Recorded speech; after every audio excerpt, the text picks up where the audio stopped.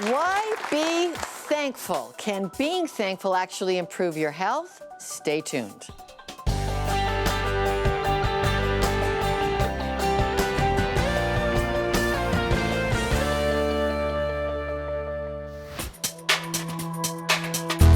Oh, so polite Canadians are world famous for saying thanks. But just how good are we at thankfulness? There are good reasons to ask. And in the next few minutes, you'll get some remarkable perspectives. Experience thankfulness from on high. That is, through the eyes of the world famous Flying Wallendas. Then we'll explore the benefits, mental, physical, and spiritual, of being thankful. You'll be surprised to know just how positively your brain can be affected by simply uttering the words thank you.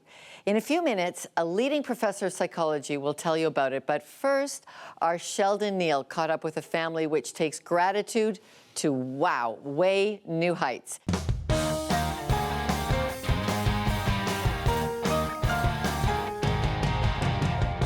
Canada, I am here at the Canadian National Exhibition downtown Toronto, where, as you can see, people from everywhere have come in to take in the sights and the sounds, but perhaps the most dynamic sight to see, well, it isn't at eye level. You gotta look up, way up, the Flying Wallendas.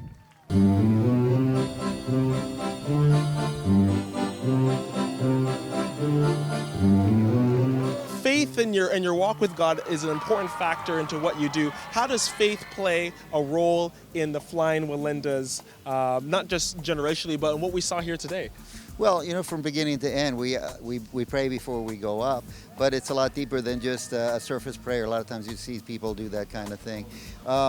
It stems to our personal faith in Jesus Christ and the fact that that we've surrendered to Him, that He's saved us to eternal life, and obviously we're thankful for the talents and abilities that He's given to us. I saw your guys' cards. I actually have one here that you guys have been signing and giving out to the fans who are watching.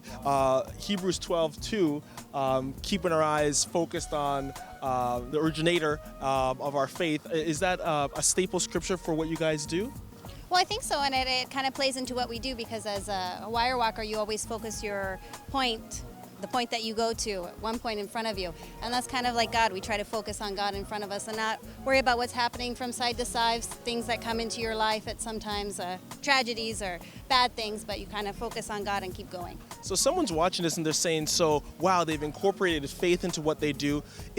Do you believe that God has called you to do this act? Is that how you would package it, or how does it work in? Well, God has given us a very special platform to share the gospel.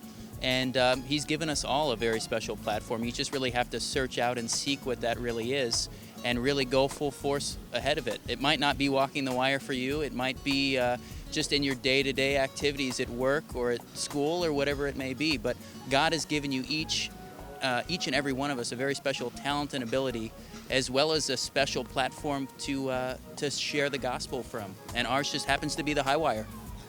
Very good, very good. The patriarch of the family, Carl Wallenda. What values, whether it be surrounded by faith, do you think he's been able to instill in the entire family that you see really radiating from generation to generation? Well, hopefully, he was a great man of integrity, and hopefully that's carried on from one generation into the next. Integrity in himself, integrity in performance, and he was more than a tightrope walker. You know, that wasn't like, oh, I want to get on the tightrope. He was a performer. And so the things that I saw in his life are the things that I try to emulate.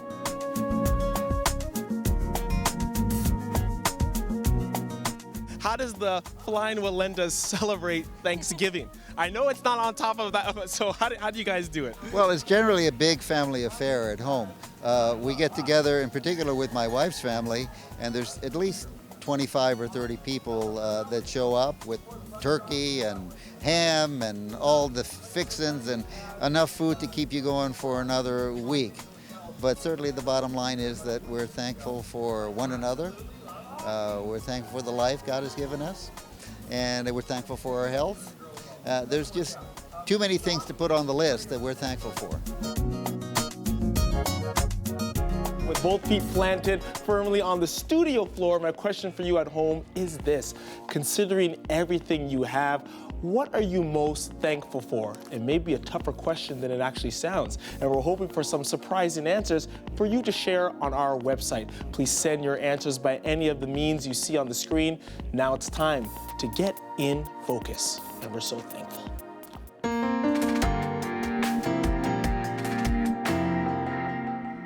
It's one thing to be thankful when life is easy, but let's take it to the other end of that spectrum. In just 9 hours back in June of 2013, 60% of High River, Alberta was underwater. The impact and the devastation of the town's Highwood River was so fast and hard-hitting, officials called it a tsunami. 4 died, and damages were counted in the billions. And here's what recovery looked like for first-time homeowners Carla and Gary Adolph. Welcome. Hi. Welcome back to our house. It's been a little over a year since we last met the Adolph family. Thank you. Flashback over a year ago, a different picture. Pictures and memories are stolen or put away. Just days after moving into their first home, the historic High River flood left their home almost completely destroyed. Today, though, a different story. They're smiling ear to ear. Better days are ahead, and signs of recovery are well on their way. We're living on the main floor, which is really great, but there's still quite a bit to be done, but we'll show you where we're at. Before the flood, we had torn out the floors and the kitchen and the bathroom, and that was the renos that we were going to do to move in because those were in desperate need of updating. And with the flood, we've had to do way more stuff. The main thing is the kitchen. So we got IKEA kitchen basically and installed it and put it in, and this is the layout that we did. And I love my kitchen. But we really love this kitchen because we feel like we want to have people in our house and just kind of hanging out sort of in the living room, dining room, and kitchen area. As so above, the Adolphs plan to make below. They have plans to renovate the basement before winter. Some of the work is already done. new panel, all new plumbing, furnace, hot water tank, of course, and everything. We had to jackhammer all the floor here and all the way over there where the bathroom is to put in backflow check valves. There's a lot of, well, while we're doing it, let's do this that happens, and you end up doing twice as much work as you thought you were gonna do. But the hard work is paying off. Taking a tour through the house, nearly every room, newly renovated, stands as its own crowning achievement. So here's the bathroom. So we gutted the whole thing and we insulated it and tiled it. And so here's the tile. I put in a light in the tub and that's the bathroom. So was an important part of completing this. Hudson wanted a black and white room, which we gave him, except we just gave him one black wall, which actually he's probably cooler than both of us because it actually is awesome. What's your favorite thing about your room, Hudson? My black wall. The road to recovery for the Adolphs has meant being flexible. Restoring their home from the inside out has left them to reevaluate and make changes along the way. So we actually rolled the garage, which was on the side of the house, to the front of the house on big rollers. Then we wanted to move it to the back. So we actually moved it straight back, and then we actually S-ed it over there, which was really hard on the actual building. I wanted to kind of just use it as a storage building for all my tools and stuff like that, but it didn't turn out that well. So we're actually probably just gonna tear it down and then use a lot of the beams. You can see there's like big 4x4 posts and stuff like that. We'll salvage a lot of that and build tables and coffee tables and stuff. Over 100,000 Albertans in 30 communities were impacted by the High River flood, with damage costs in the millions. Everybody's basically been working hard for a year and a bit. Like nobody has taken a vacation really at all. And everyone's working hard on everything. The town is working hard. We had our back lane regraded and there's so much going on downtown. So yeah, it's a 100% hardworking time for our town. In the midst of all the hard work, the Adolphs have found something to be thankful for. They don't share it alone, but see it benefiting the entire town of High River, finding new hope in the eye of disaster. You really have to be thankful for what comes out of the disaster, because in the end, even though you suffer probably like 5 years of working really hard to get things back in order and a normal routine of town life, you end up with this town that has completely changed for the better. And with people who have, you know, fought hard for what they have and know what they have now. And so you can only be thankful for those things.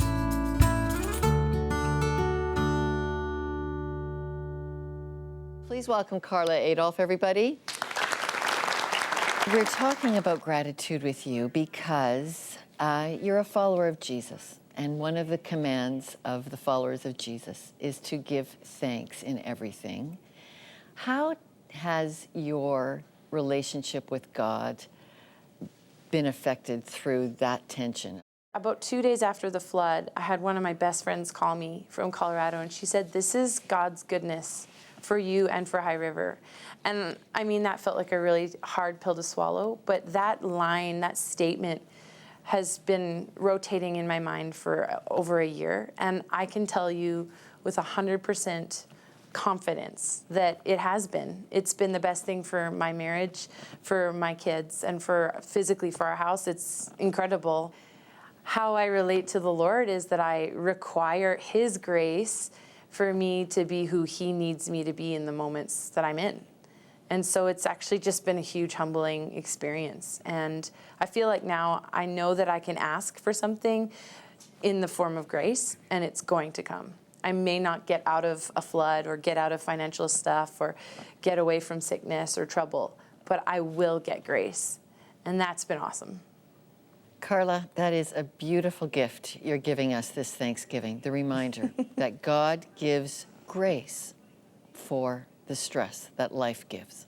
It's true. Can you remind me of this tomorrow when I'm not really feeling that? Okay. All right. Thanks, Carla, for being with us in Calgary. Thank you.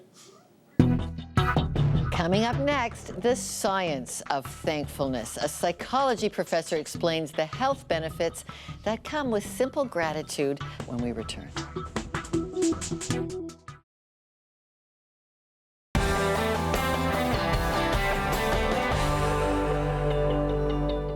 Miriam Mongrain is an associate professor at York University who specializes in positive psychology. Please welcome Professor Mongrain to Context.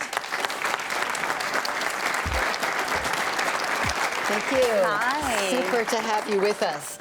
Okay, I have loved what your research is exploring. You think fundamental to the core strengths we as humans need, thankfulness, is a building block. Explain this. Right. It's considered as a character strength, and the reason is that it comes with all of these positive physiological states. If we think about when we've been grateful towards someone or circumstances, and sometimes it comes in the face of adversity, that's probably when it's most powerful, because it's easy to be grateful when we have a lot of abundance in our lives. But those moments of gratitude, and if you think about the small things, something that might have happened to you today that you're grateful for, a gesture from someone, something that someone said that left you feeling cared for, if you pause for a second, you notice that this comes with a feeling of contentment,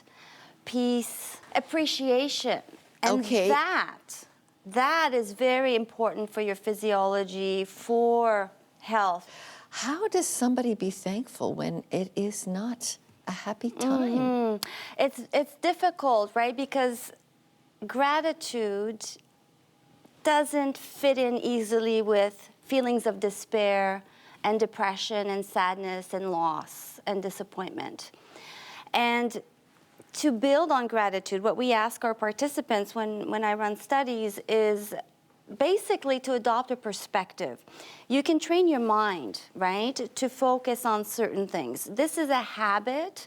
It's a way in which we can actually mold our brains, if you like, with practice. People accuse us of being Pollyanna when we mold our brain to be happy, thankful all the time. Well, I don't think that that's possible. You can't be happy, thankful all the time, and you have to forgive yourself for not being thankful always.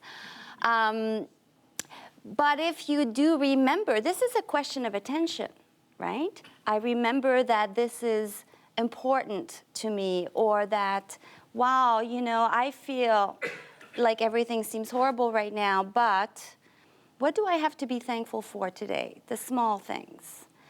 And taking that time, just a few moments, and letting that feeling of thankfulness infuse your body. I think the connection with health is really through the parasympathetic nervous system. And we know that when we feel grateful and content and at peace and safe, our vagus nerve, which triggers the parasympathetic system, can start to do its job, to work, and shut down the stress response, shut down the alarm system that we're chronically experiencing in our lives with all the stress, right? So we weren't designed to be stressed out all the time. We were designed to have a balance, to have a reaction to that. So what health benefits come in when you are taking those pauses to reflect on something that you're thankful for? Well, Physical health benefit. Right. What I found in my research is that after practicing counting your blessings and writing down those things that you are grateful for, that people 6 months later were reporting fewer physical symptoms and higher levels of happiness. So I don't have the actual symptoms in and of themselves, because we look at an average, right, on a scale.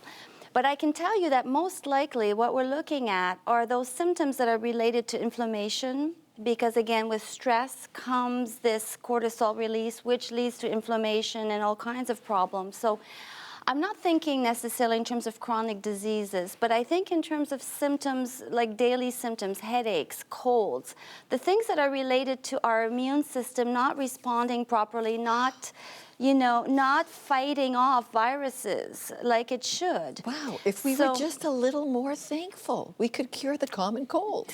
Well, if we could only feel a little more positively more often. But let me tell you what I think the key to gratefulness is. And I think this has a lot to do with whether you will express it, whether you will actually mention it to someone. And what happens there is that you're strengthening relationships.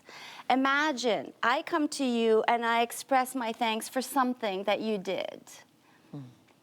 Now you feel worthwhile, right? I feel warm and fuzzy. Yeah, I feel good. And so if you had feelings of inadequacy, and let's think about close relationships where partners feel neglected or somehow underappreciated, these small expressions of gratitude, I think, really create a more solid bond between partners, between people. And that social connectivity is really the important variable in predicting mental health. Professor Mongrain, this is giving me a lot of food for thought. And thank you so much for your science and your research. We've left great links to your material at the Context TV website. Okay, well, someone who always says thank you to me here at Context is Sheldon. And we're thankful for you, Sheldon, and I'm thankful that you've been doing some looking in the studio audience. This is very true, Lorna, and actually we have someone in our studios right here. Is there a genetically determined set point for happiness, or is it a disposition? And if it's a set point, should I accept that fact? We see people who tend to have a happy temperament, and there is definitely a genetic predisposition. We're thinking 45 to 50% of people's levels of happiness are genetically determined. However, this has been studied. The practice of various habits, including gratitude, can increase happiness by 25%. There are grateful dispositions, individuals who tend to just have that ability. Can you order one? I'll give you a prescription. But, this is something that can be cultivated, and we need to fight this negativity bias. And what I found in my work is that individuals who are very self-critical, meaning those who tend to be picking at those problems and those faults in themselves, in others, who tend to be judgmental, profit most from the gratitude exercise. These are the people who show the greatest increases in happiness. All right. Professor, how about it? Excellent advice. Just wonderful. Thank you so much for being there. And next, I'm going to take you to a rather interesting place. It's called the Canvas Chapel. And I'm going to discover how someone's brush with tragedy brought them into a whole ability to paint a whole new perspective on thankfulness. This is art for the public park, but the story behind it is deeply personal for this artist. Holland's Otto de Bruyne was 56 years old when a simple surgery went tragically wrong for him. Thanksgiving, for me, is a choice, is a decision. You know, I was 51 days in a coma, and I woke up on the 51st day. The nurse said, "Mr. de Bruyne, Otto," and I woke up. He said, "Do you know how long you have been sleeping?" I said, I couldn't speak. I was totally paralyzed. Then immediately I knew I have to make a decision. If I don't make a decision right now for gratefulness, for what we call Eucharistia in Greek, you know, the Eucharist, the thanksgiving. If I don't make that decision, I'm not thankful. I'm paralyzed. I was a victim of a medical misery, what we call, you know, and a kind of mistake. So I could have grudges, bitterness. I could very much claim this and that against the doctors. But I knew that is not the way. After coming out of his 51-day coma, it would be 1 year before Otto could step out of bed and stand, and then only for 15 seconds at a time. It is so great to stand on your feet. Walking is a miracle. But as Otto recovered, he could imagine. And so the Canvas Chapel, a collection of his earlier paintings, came into view. The Canvas Chapel is something that was in my imagination a long time ago, because I was painting and I wanted to make an experience for people. And when you go inside the chapel, you will find indeed a totally different atmosphere.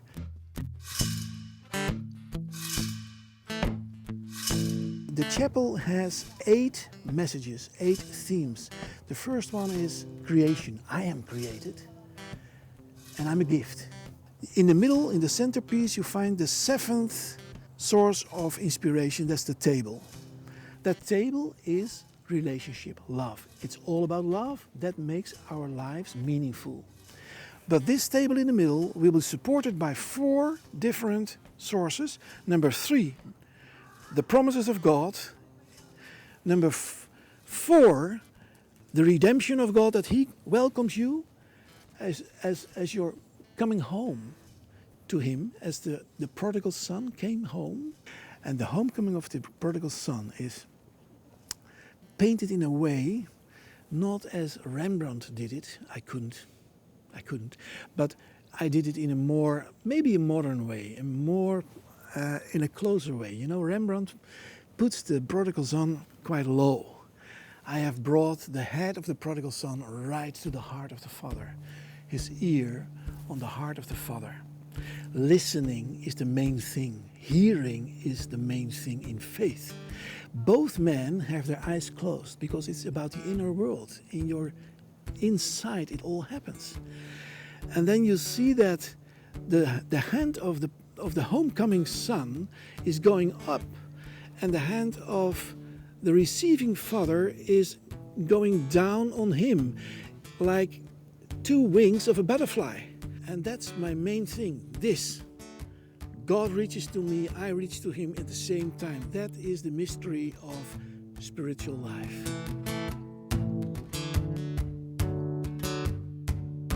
And then on top you find the 8 that are 8 banners of hope. Hope for peace, hope for a new Jerusalem, a new existence of God in our world, hope for a reunion with God, hope for Christ coming back. You'll find these banners, kind of symbols, but this hope is about today. It's not, you know, just leaving this earth and getting into the future, but the future is all about now. Next, Lorna is back with some thoughts on being thankful, even when it doesn't come naturally.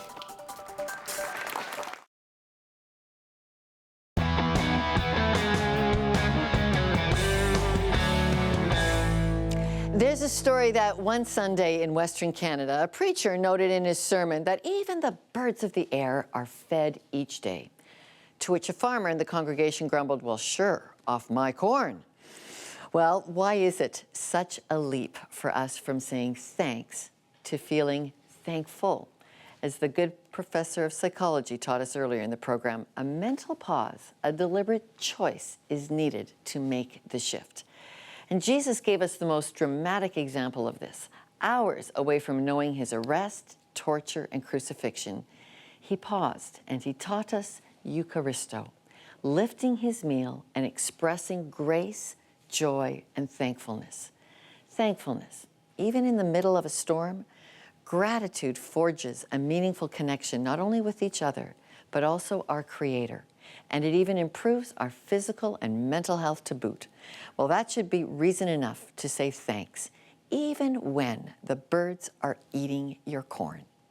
So for all of us at Context, we are thankful that you're watching, and we promise to be equally thankful when you join us next time as we explore life beyond the headlines.